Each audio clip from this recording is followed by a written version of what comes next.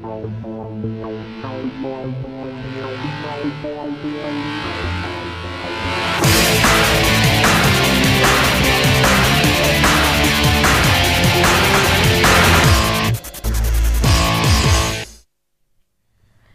and welcome to Brookes TV News. I'm Huma Gori. And I'm Stuart Turner. Coming up in today's episode. Brookes TV News investigates whether horse meat could be part of a stable diet. How can the local air ambulance now save even more lives? And is the Oxford Brookes Student Union heading in the right direction?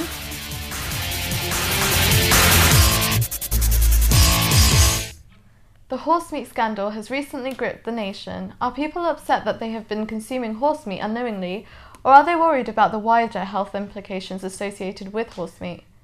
Or is there a place for horse meat on the menu? The following report contains images of butchery. Grant Reddings reports. The failing to test consumer products for traces of DNA from other contaminants has resulted in findings of horse and other animals. This is alarming as many of these contaminants are not cleared for human consumption. According to the latest Which survey, there's been a 24% drop of customer trust in the food industry, and 30% of shoppers are now buying less processed meats, resulting in 47% of people being less confident with the accuracy of ingredient information. I spoke to someone who used to work for the Ministry of Agriculture, who wanted to tell me about his experience with the equine abattoirs. My remit was to prepare prosecutions against transporters of livestock who are exporting horses for going into the food chain in this country illegally. It's not a new problem, it's something that's been going on, but from the government's perspective at the time it was very difficult to prove that these transporters were doing that. Part of my role was to go undercover in abattoirs and really see how the food was being prepared in this country and how it made its way into the food chain. And what I would say is the supermarkets at the moment who are claiming that they didn't have any idea about what was going on are possibly not being completely truthful. With shoppers feeling misled by the supermarkets, have they changed their buying habits? I think it's better to go to your local butchers rather than maybe Tesco. I did find myself going to a butcher at the weekend, so maybe subconsciously it did affect me. I was vegetarian for 23 years. I started eating meat for about a year, but then after all this horse meat scandal, I've gone back to being vegetarian again. I went to a local yard to hear why horse owners are concerned. The main problem is that until horses are microchipped, we can't identify them, nor can we identify what drugs they've had, including bute. We then also cannot identify where the horses come from and whether or not they've been slaughtered and travelled humanely. Bute is a pain-relieving drug that once ingested by the horse renders it unfit for human consumption. Microchipping and passports are how this is meant to be controlled. After listening to their concerns, I spoke to a local butcher to hear their opinion on the horse meat scandal and whether or not the supermarkets were to blame. I think it's absolutely disgusting the way that the public can be misled, and they're always misled by the supermarkets. And I also think that if we knew it was in there, then it's our choice to buy it. With many unexpected items in shoppers' bagging areas, I saddled up to find a horse owner that wouldn't be eating horse meat anytime soon. Personally, I don't agree with eating horse. I see them as pets and not as food. The thought of eating horse, unknowingly, the thought of it actually makes me feel really sick. It is clear that many horse owners feel that their horses should be respected as athletes, as they are the only animal to compete in the Olympics. After speaking to local people, it seems that people are receptive to horse meat coming to the UK, as long as the welfare of the animals is upheld and they're told about what products that they eat.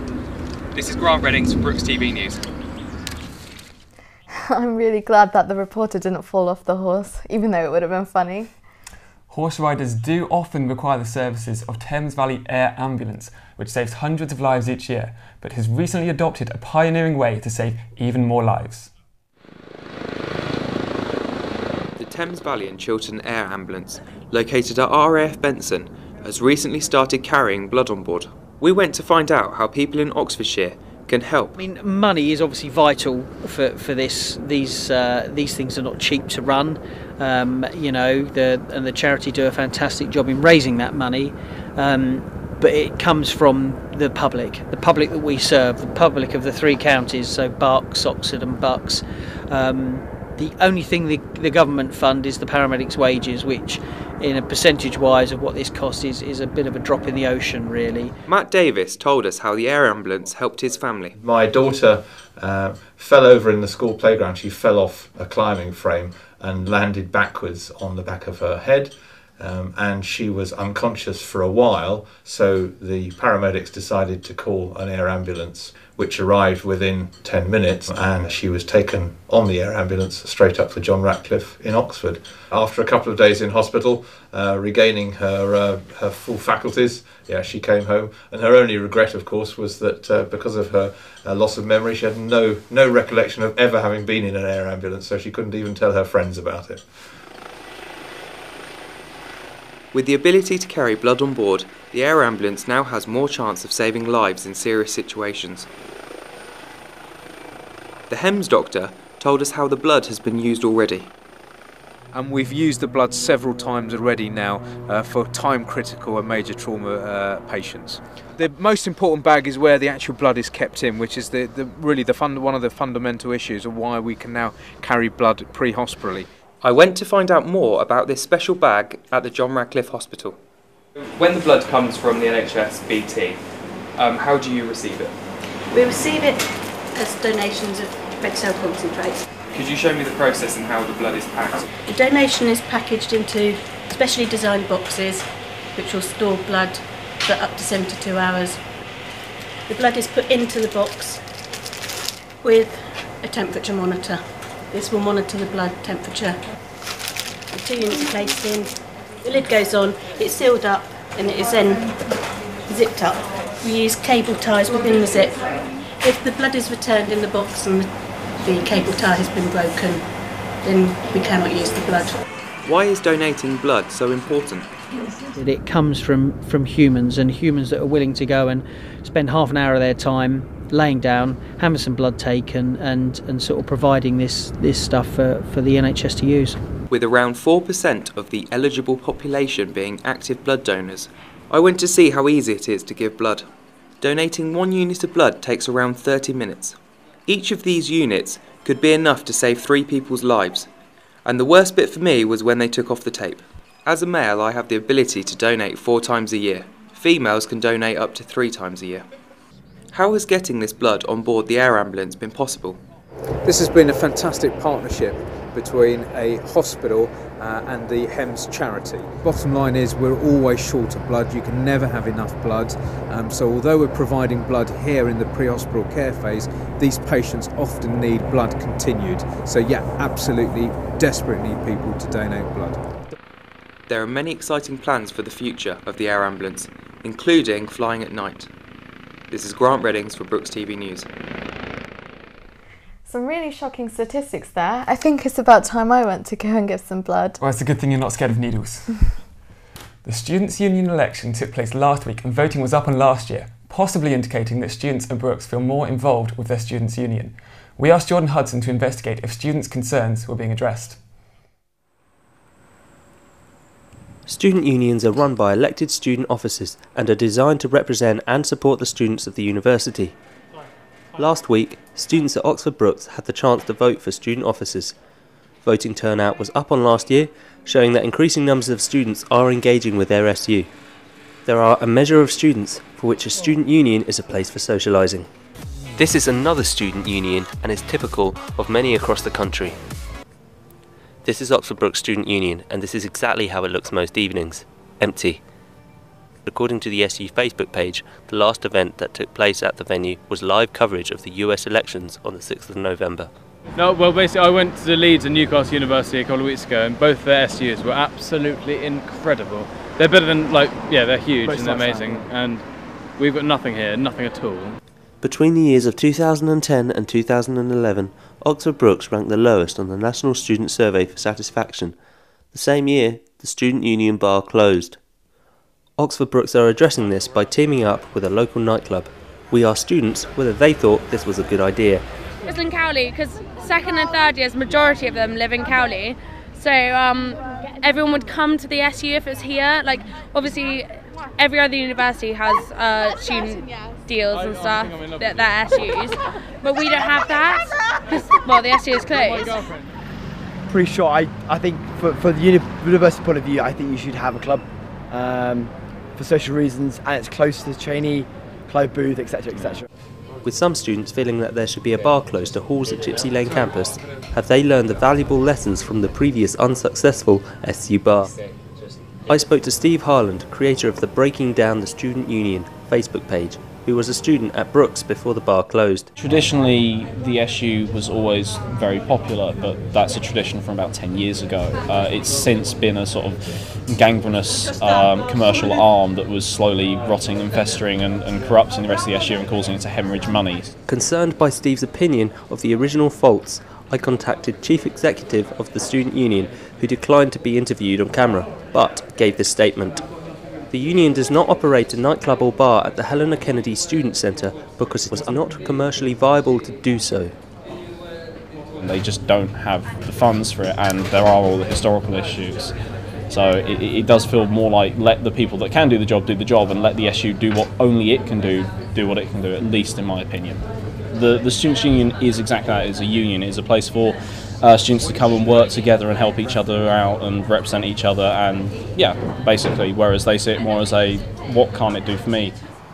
However, according to Ashley's recent presidential manifesto, there are plans underway to open a new bar at the Gypsy Lane campus in the new building. Presently, societies such as the Dance Society are benefiting from the original venue space. Will the focus on the new bar remove funding from the societies that have set up home in the once proclaimed largest music venue in Oxford? We put this question to the newly elected SU president after the break. Jordan Hudson, BTV News. It's worrying that the Students' Union seems to be giving different answers concerning the same problem.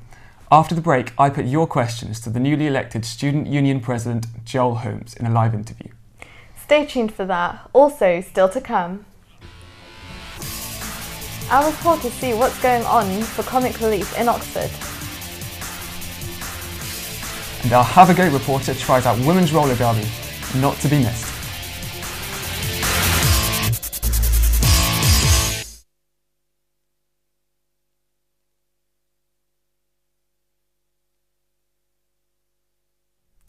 Welcome back. Joining us now is the newly elected Brookes SU President, Joel Holmes. Joel, thank you for joining us. Thanks very much. So from that last package, yep, we heard from David Whittingham, Chief Executive, that the SU can't afford to run a bar.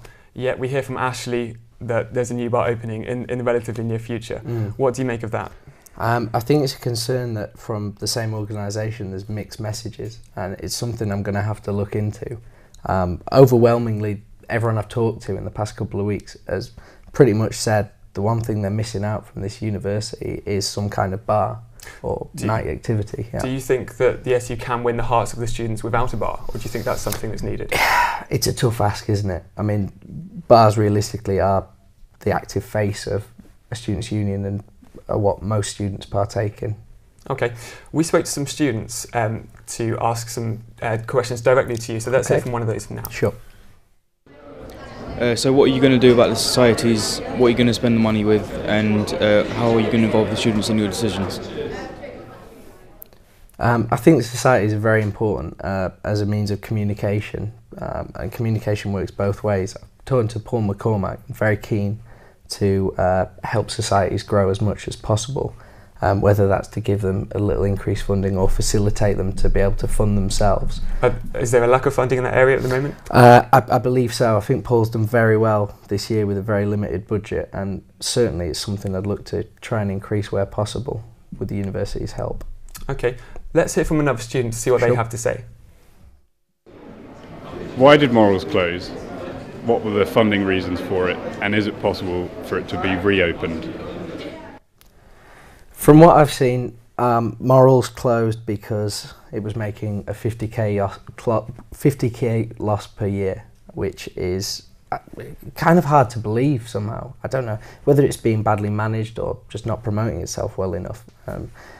Everyone I spoke to in Clive Booth was asking me why it's closed, and I couldn't answer them. But one thing I will be looking at doing is trying to get it open, whether that's getting someone from outside to run it, and so it's cost neutral at least for the union. Okay, what kind of things have these people asked for? What is it they miss about Morals? Social space. I mean, you've got these people in Clive Booth who have to socialise in their kitchens, and they have to go to a shop and drink cheap vodka, and if you have too many people in your kitchen, you get a fine for having a pie, and things like that, whereas there's no central social space. There's not even a common room. You know, it's these things which we should be looking at providing for people, because that's what they want. Okay, let's hear from one more student. Is there going to be anything done to subsidise the cost of things in the SU shops? I haven't really looked into that, but it's an interesting point. You've got to look who owns the shops, because they used to be owned by the SU with the tenet of recycling the student pound. So what students spent, that profit would go back into funding their own things. If the university is running them, or if someone from the outside is running them, you've got to question where the money's going, and is it providing good value for students? I mean, especially now, money's such an important issue. You know, we're in a recession. Joe, I'm afraid we're going to have to stop you Sure. there. We're running out of time, but thank you so much for joining us, and I wish you the best of luck for next year. Thank you very much. The recently formed Oxford Rugby League team took part in the Tetley's Challenge Cup Round 3 draw. Brookes TV Sport went to watch the outcome. Number 14. Oxford Rugby League Football Club established itself in September last year. In this short amount of time, they have tackled and earned a position in the Championship 1 Professional Rugby League. As well as this achievement, they were also involved in the draw for the third round of the Tetley's Challenge Cup, achieving another major milestone in such a short space of time. Number 6. Number 6, Halifax. You're home. Number 22. To number 22, Oxford. Halifax versus Oxford. An away draw to Halifax will be challenging. But with Oxford looking to have a bright future, what do the experts think? They've got the potential to be successful in the Championship. I think it might take them a while to get there, but they look as though they've got a very good setup. They've got some very experienced people. So, given time, I could see them making a challenge, sure. We spoke to Brookes student and Oxford Rugby League team member Rory Lynch about the result of the draw. I think it's a tough draw. I mean, there's some very good Championship 1 sides there. You know, that's a bit of a level above us at the moment. But I think rugby league's the type of kind of game that can go either way, really. Even Inspector Lewis had something to say. How do you think Oxford are going to do? Do you think they're going to get murdered, or do you reckon they're going to become the hero? I think they'll do pretty well. You know, they've got two big universities here, the university itself and Oxford Brookes. You've got a lot of service stations around here, RAF and what have you, and a lot of big union clubs. So with a bit of luck, they'll draw a good audience and some good kids to play, and I think they could do well. So it's clear that this new club is moving in the right direction. Let's hope that they can convert this bright and exciting future into a huge success. This is Grant Reddings for Brookes TV News.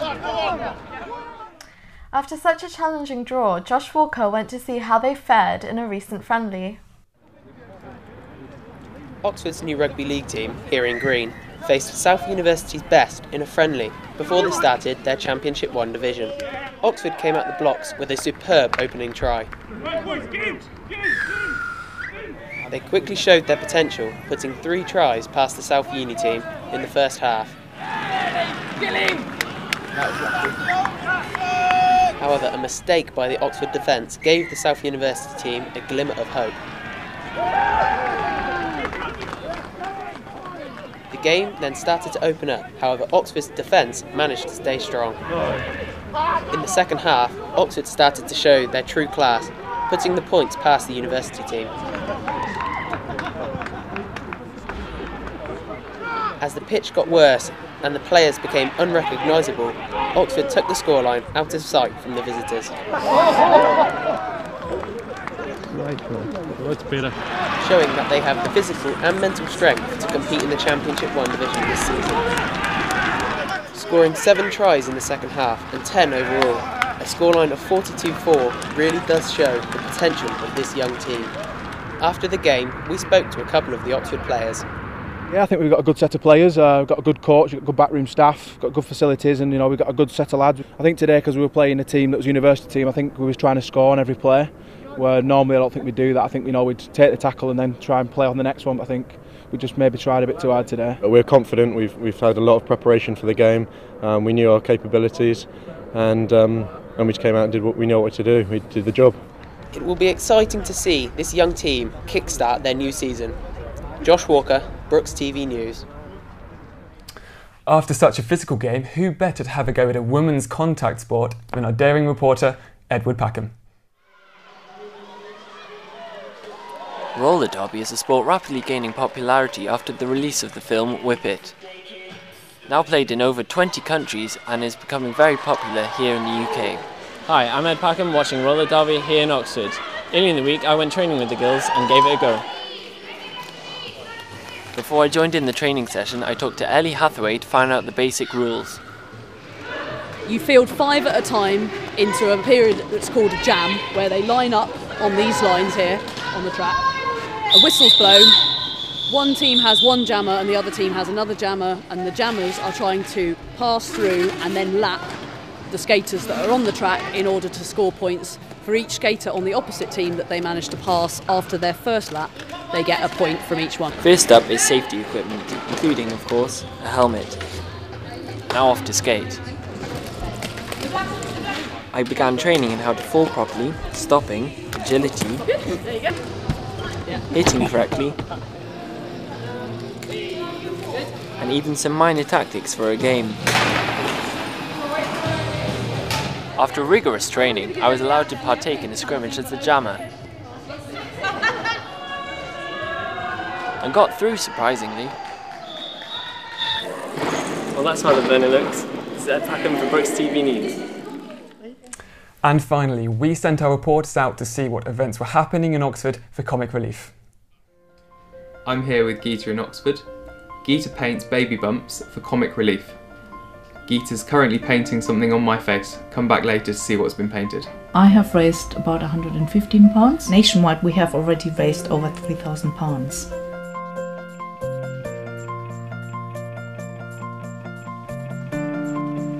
Hi, I'm James Sheldon. I'm here with Gary, who is cycling 100 miles for comic relief. I'm looking to raise probably between £300 to £500.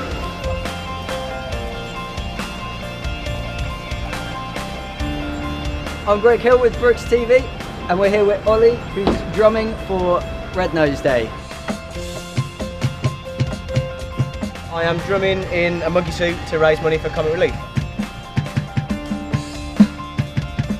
Hi, I'm Jordan Hudson, reporting from Gypsy Lane campus, and I'm here to find out what students are doing to raise money for comic relief. Today we've decided to wax people's legs, so we're waxing boys' legs, and we're also shaving a girl's head for charity. We hope to raise around £200 to £300.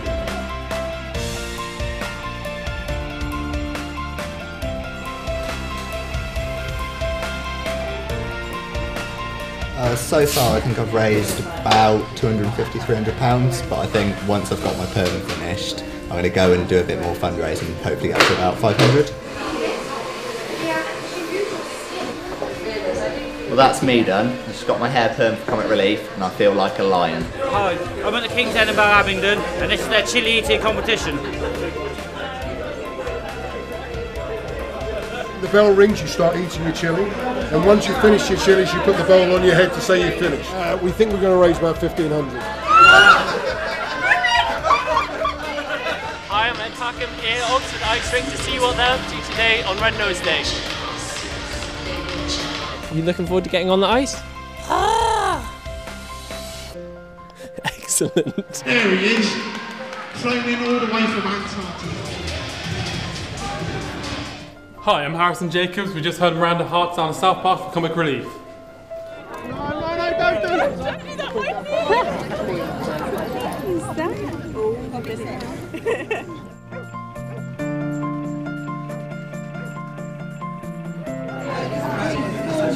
The phone room in Oxford raised just over £40,000. I jumped on the phones to help. Geeta from Lapis Lizard has finished painting, so even though comic relief is over, get involved with the different events and the grant readings for Brookes TV News. Great to see so much support for comic relief. That's it for this show. Thanks for watching. Goodbye. Goodbye.